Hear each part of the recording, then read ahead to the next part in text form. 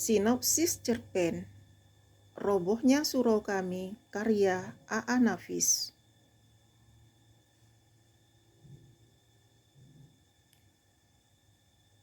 Di suatu tempat, ada sebuah surau yang nyaris ambruk. Hanya karena ada seorang yang datang ke sana dengan keikhlasan hatinya dan atas izin masyarakat setempat. Surau itu hingga kini masih tegak berdiri.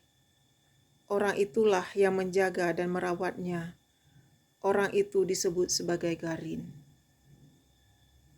Meskipun orang ini dapat hidup dari sedekah orang lain, tetapi ada yang paling pokok yang membuatnya bisa bertahan, yaitu dia masih mau bekerja sebagai pengasah pisau.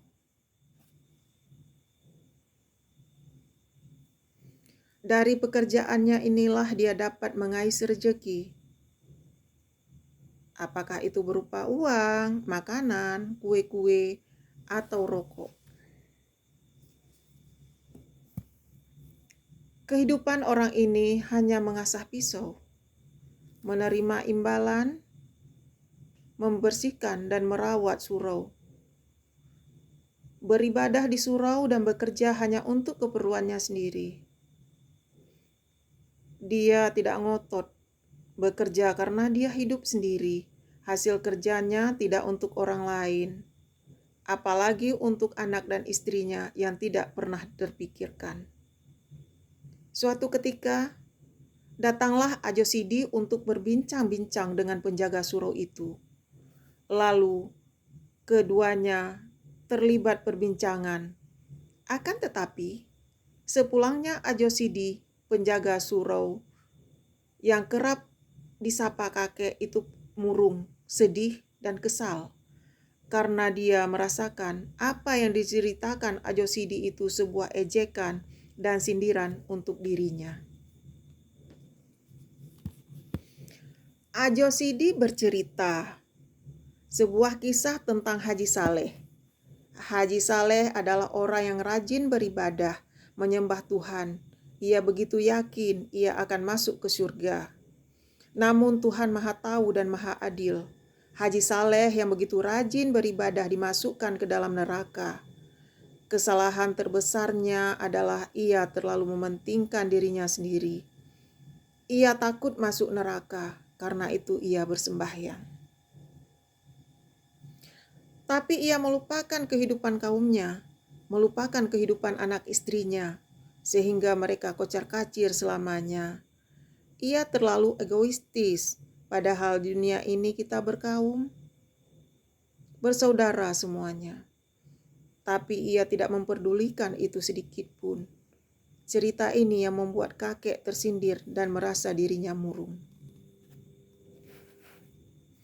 Kakek memang tak pernah mengingatkan anak dan istrinya, tetapi dia pun tak memikirkan kehidupannya sendiri. Sebab dia memang tak ingin kaya atau membuat rumah. Segala kehidupannya lahir batin diserahkannya kepada Tuhannya. Dia tak berusaha menyusahkan orang lain atau membunuh seekor lalat pun.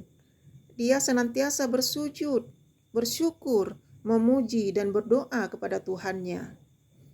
Apakah semua ini yang dikerjakannya semuanya salah dan dibenci Tuhan?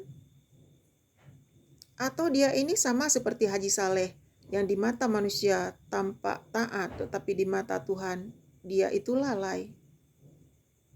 Akhirnya kelak ia dimasukkan ke dalam neraka. Penjaga surau itu begitu memikirkan hal ini dengan segala perasaannya. Akhirnya dia tak kuat memikirkan hal itu.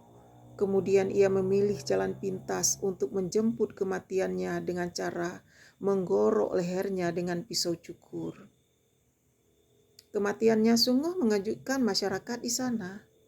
Semua orang berusaha mengurus mayatnya dan menguburkannya, kecuali satu orang saja yang tidak begitu peduli atas kematiannya.